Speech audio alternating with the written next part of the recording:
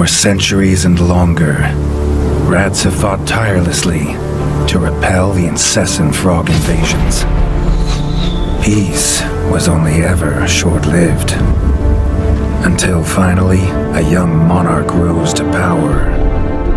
King Rattus, first of his name, unified the rat kingdoms under one rule, repelling Greenwort and his kind back to the putrid swamps from whence they came. Crops prospered, families flourished, and the magnificent Crimson Keep climbed ever higher toward the sky. But as time passed, King Rattus the Savior grew old, and the kingdom vulnerable once more. His people grew anxious, some claiming to perceive a faint odor in the air. Greenwort had returned with a ferocious vengeance. Amassing an army of unfathomable scale, he burned everything in his path towards the Crimson Keep. King Rattus gazed down upon his withered claws, barely able to hold the crown. He had little hope wielding a sword, so it was decided the crown should pass to Whiskers New. Arise, young prince, for the kingdom needs a hero. And so, your tale begins.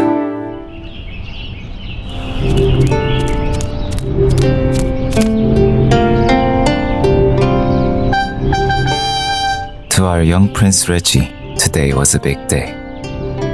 Today, with his older brother, Dennis, the Royal Guard captain, Reggie was barred to find out who'd be worthy of the throne. All the prince had ever wanted was to prove worthy of his father's crown.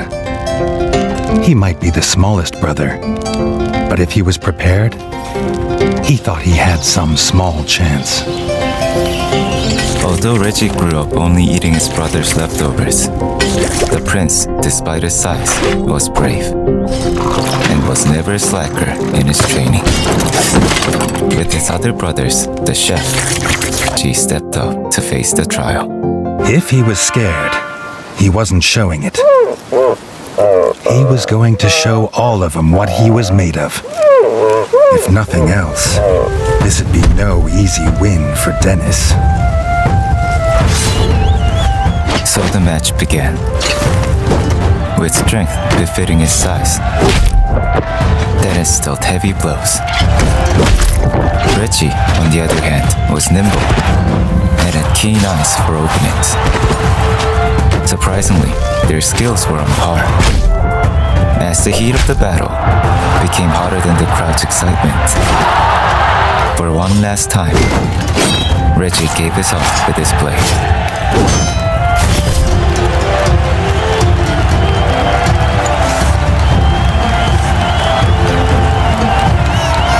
He'd done it! He'd proved himself a worthy heir to his father's kingdom.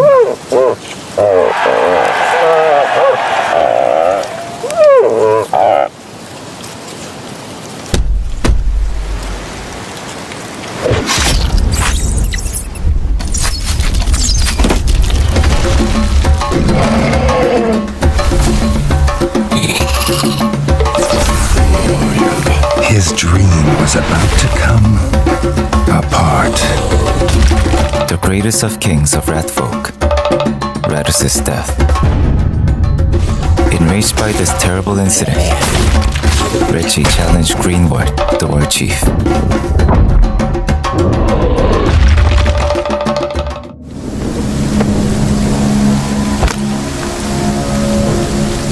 The prince woke this time from a dream of blood and frog spawn, finding he had neither a crown, nor a kingdom, nor a father.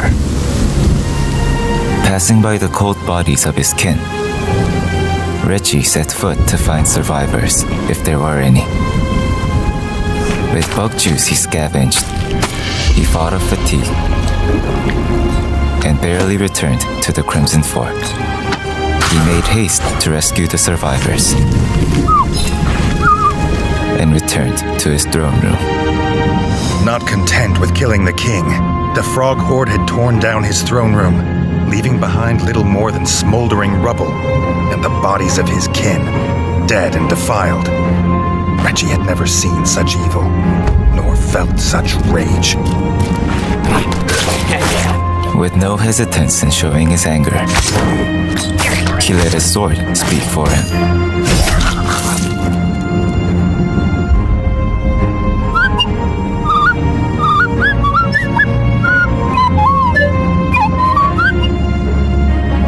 Reggie had his crown at last, but not his kingdom.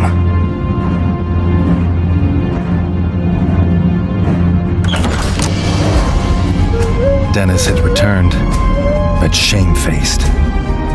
Drunk from drowning his sorrows in the village, he couldn't hold back the frogs there, or stop them taking their brother, the chef. To save his brother, the chef, the king rushed to the village. But the once booming village of vibrant energy had been broken down to bloodstain and corpses. Longtail Village always smelled of fresh, whole bug bread before. Now it reeked of burning fur and gore, and something putrid. Pond slime, and those that dwelt in it. The Frog Clan Bog Brothers. The vicious frogs were still there, laying waste in their trail. Without mercy, the king slew those nasty amphibians and secured the town hall, the heart of the village. Reggie had found them. The Elder and Robin the Ranger, who had been his last guard. The young king sought no thanks for saving them. He sought only to find his brother. At last, a clue of Chef's location. With the guard captain's help, then he made his way to find the Bog Brothers. The Frog Clan responsible for this. Through the passage filled with fallen fighters, Reggie found another clue. The chef's hat. Reggie must be close.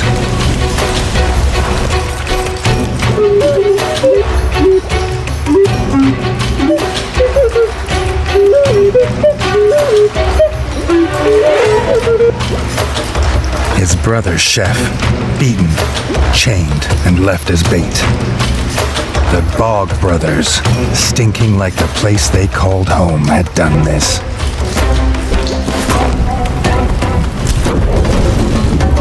Their leader, Lanzalut, had never been bested in battle. He had a lance as lethal as it was legend, but he also had the only key. The groovy drum solo was the go sign for the battle with Lanzalut, the Bog Brothers' leader. Lance, skilled with his lance, had his advantage of home ground, in which he could call for reinforcement. Despite the challenging handicaps, Reggie's spirit proved himself superior.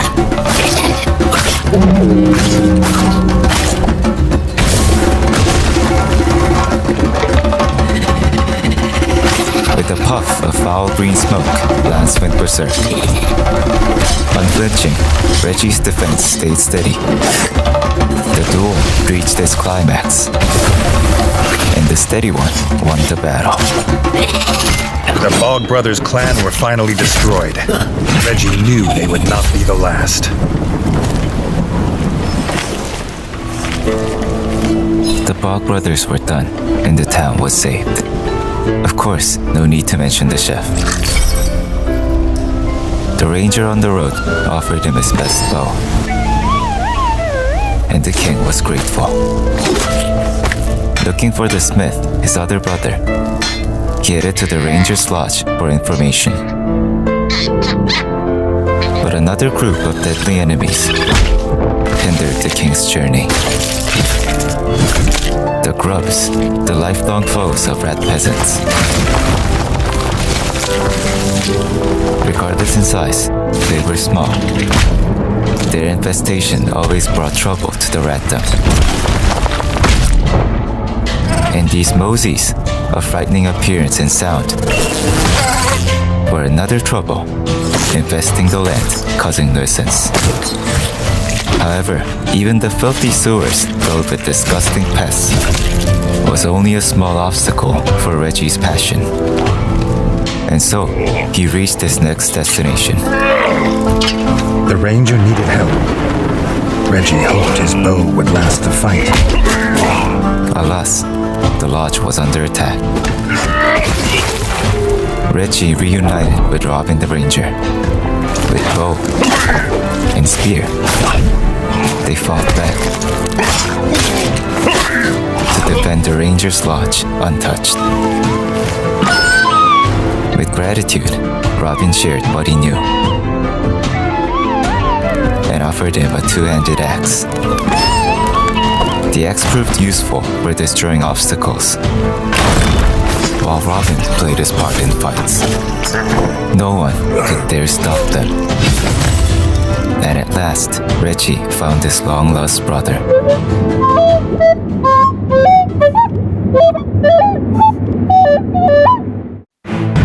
The smith was alive, but the key to his freedom was held by Blocky Magoo, merciless leader of the Swamp Slayers.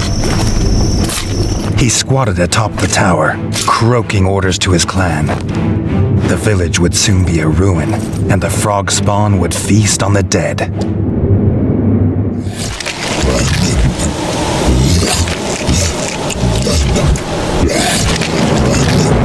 Face off against Blocky Magoo, captain of the Swamp Slayers. Against the rage provoked from this ineffable scenery, no shield was able to save Blocky from Reggie's relentless strikes. As Blocky was cornered, he entered a frenzied state just like Lance.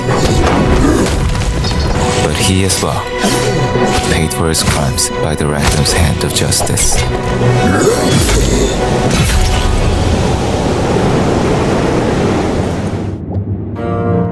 And so, all his brothers were saved.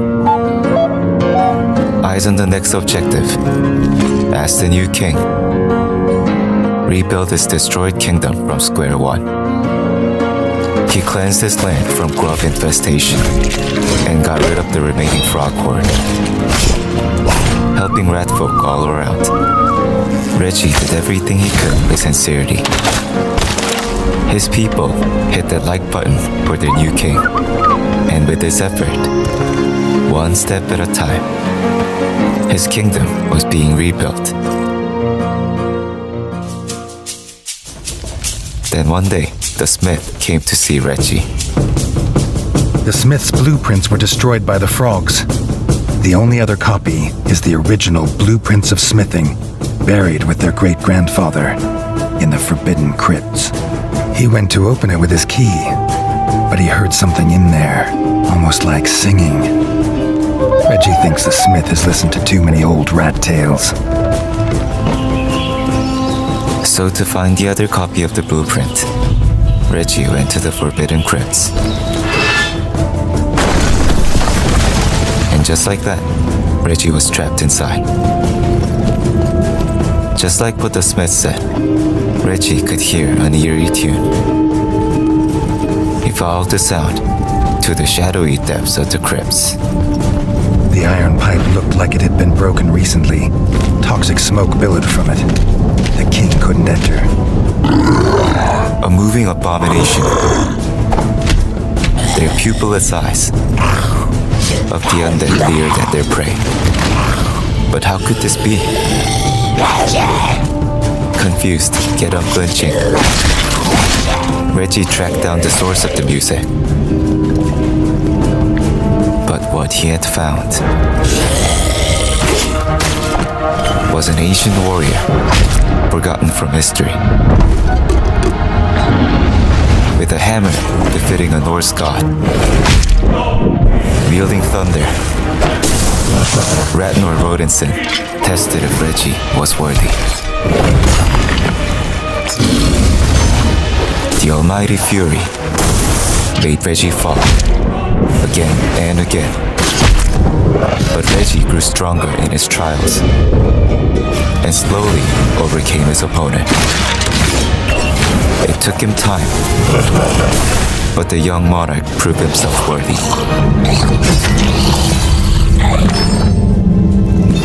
With a newfound, powerful weapon in his hand, he found a familiar face, the royal bard of the court. The bard locked himself in the crypts when the frogs attacked. But if he'd hoped for safety, he hadn't found it. But the bard had found the old library and seen a book of blueprints there. He also thinks he's found a way out. The book wasn't just buried. The whole grand library was abandoned.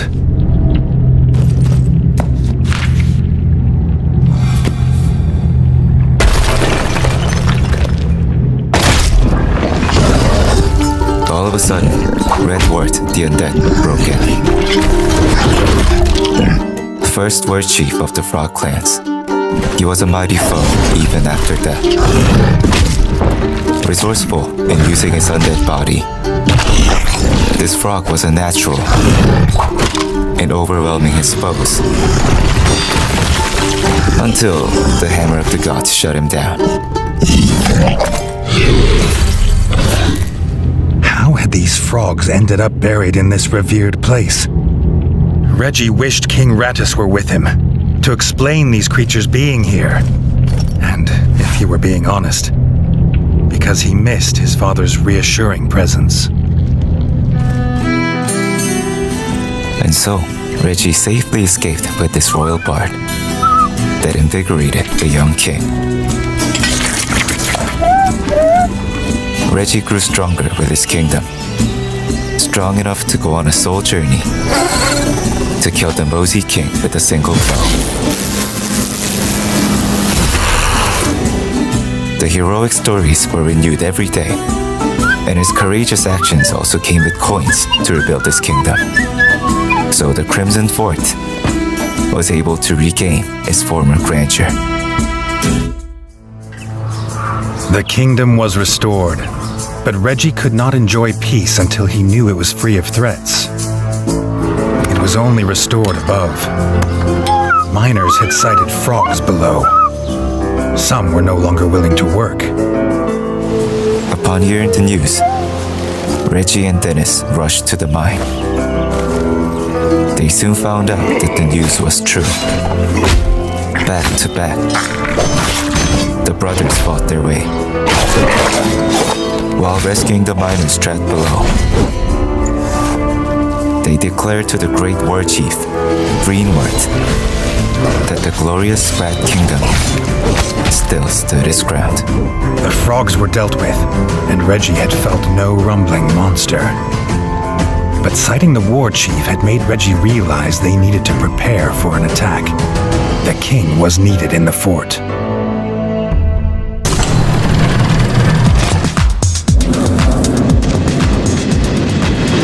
His new friend called it Station 24-7. It was kept alive with their electricity. Pipes funneled away the toxic gas, and there was strange music to put a wag in his tail. It was unlike anything Reggie had ever seen or dreamt possible. The mole had more wonders to show. This automobile could dig them a path anywhere, and fast, even to the Crimson Fort. But it needed to be fed petrol, which the mole said Reggie could get in Station 24-7. But it was not cheap nor easy. No change there then, the king thought. To locate this petrol, Reggie relied on a dim light. To find machinery and grub eggs in the abandoned old sector. Although he was attacked by the deadly stalker, Reggie remained steady to dodge the toxic spit. Then, as he prevailed against the stalker, he also found the fuel pump to proudly return with the petrol needed.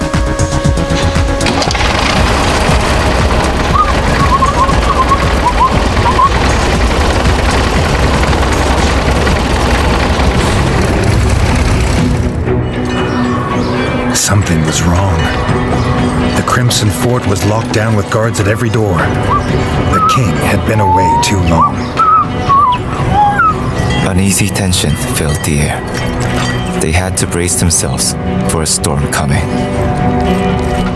The enemy had returned, just as he'd feared, but sooner than he'd have believed. They'd slithered in through a broken pipe in the crypts. His brother and the rat guard had driven them back, for now. His brother Dennis pointed the way. He'd meet them below at the broken pipe.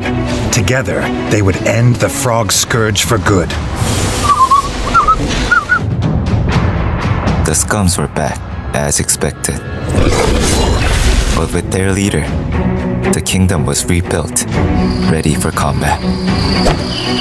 The rat folk fought bravely against the frogs, and their young leader also joined the fray without any hesitation.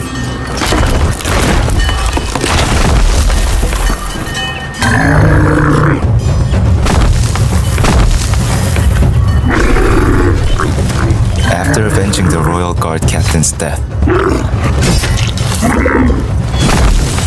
he headed to the pipes in front of the crypts.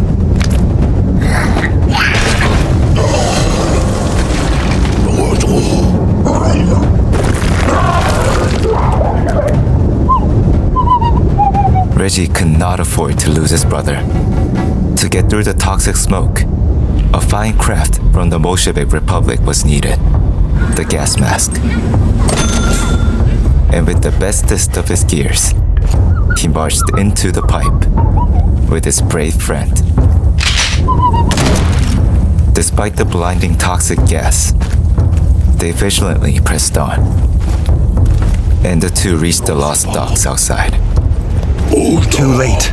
Reggie saw from the docks his brother's silhouette on a ship surrounded by tribal frog soldiers. No sign of their foul leader.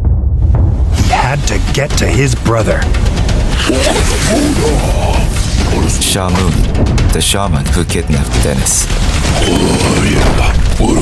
The green mist. It was obvious that it came from the shaman. Hurling gas bombs. The shaman intended to kill the king. But no totem could have protected the shaman from bullets. Reggie had little trust in shamans. There was more mystery in this world than his father had taught him. The shaman had gone, but he'd left a key.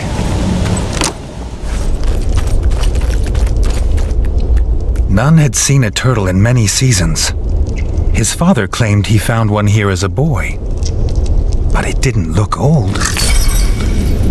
Reggie was almost 2 after all. Could a turtle reach such an old age?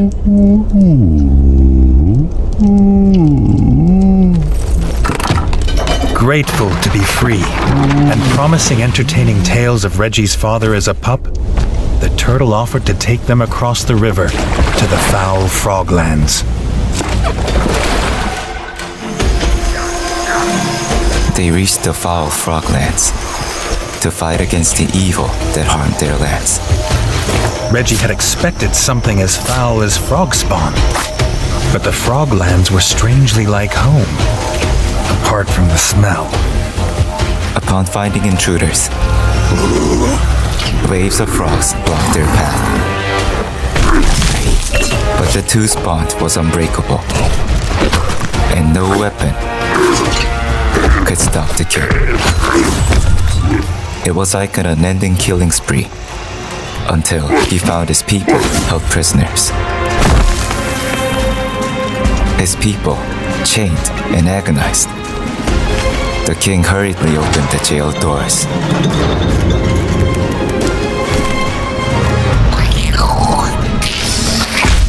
This was why the rats had been captured. The war chief had offered them up for the shaman's twisted experiments. The war chief would answer for many crimes this day. Like the undead he saw in the crypts, the rats were in a frenzy. It hurt him to slay his own people, but he had to end their misery. To find the culprit behind all this, he entered the inner lab of the prison. The shaman had tried to hide in his workshop. The things he'd made and used on Reggie's kin were here. There was nowhere he could hide. The second encounter with Sha Moon. To fight against the furious king, he used his test subjects as meat shields. But the king quickly ended his subject's agony and avenged his poor king's death with a lead shower.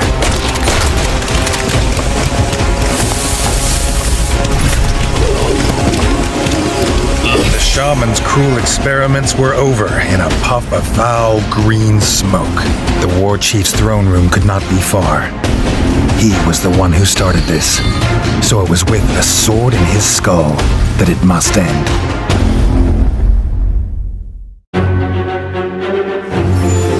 And so, the terrible experiment ended.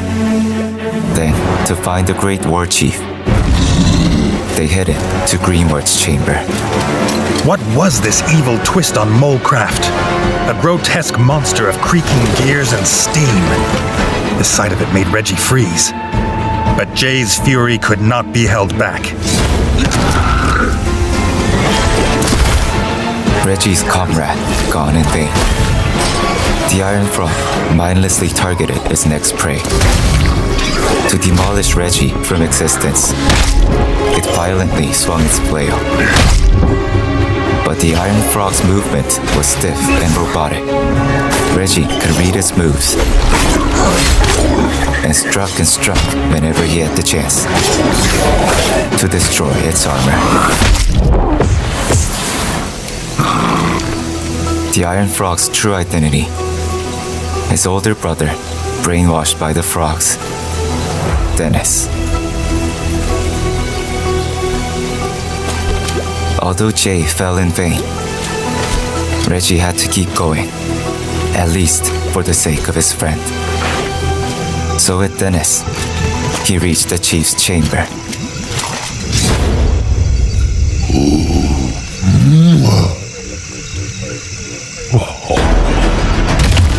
Even in the frog slime and its stench of death, it felt good to be fighting with his brother at his side. The final battle. The brothers knew that the entire Rat Kingdom depended on them. They fought with all their might. But even against the best warriors, Greenwood was a tenacious foe. No, Reggie wouldn't believe it. Everything the evil frogs had taken from him. His father, his friend, his kingdom. They wouldn't take his brother, and they wouldn't take him. So it was just him again.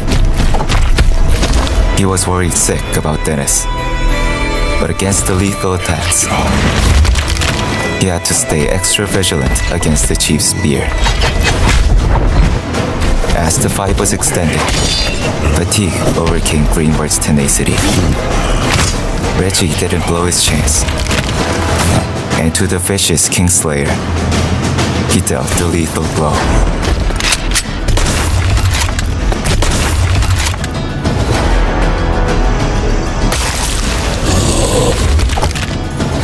Just like the frogs he fought before, with the sniff of the mist, Greenwood went berserk.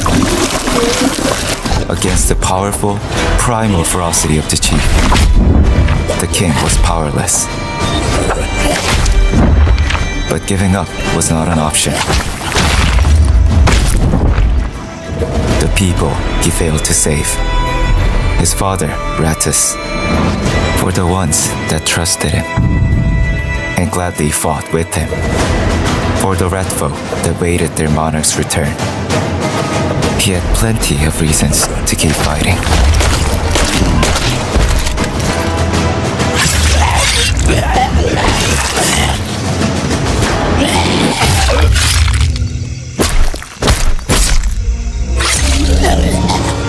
The war chief was dead, and the kingdom saved. But what did it matter if his brother was gone?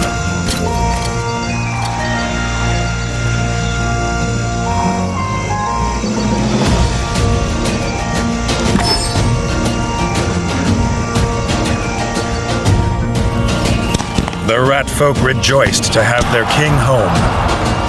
They had prepared for Reggie's coronation in the throne room. They had been sure he would return to them. To Reggie, it was a bittersweet victory. He had proved himself, but it came at a cost higher than gold.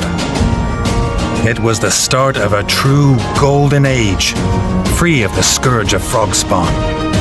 Working with the mole folk below, they built a new kingdom of steam and industry and wonder. But that is, as they say, a tale for another time.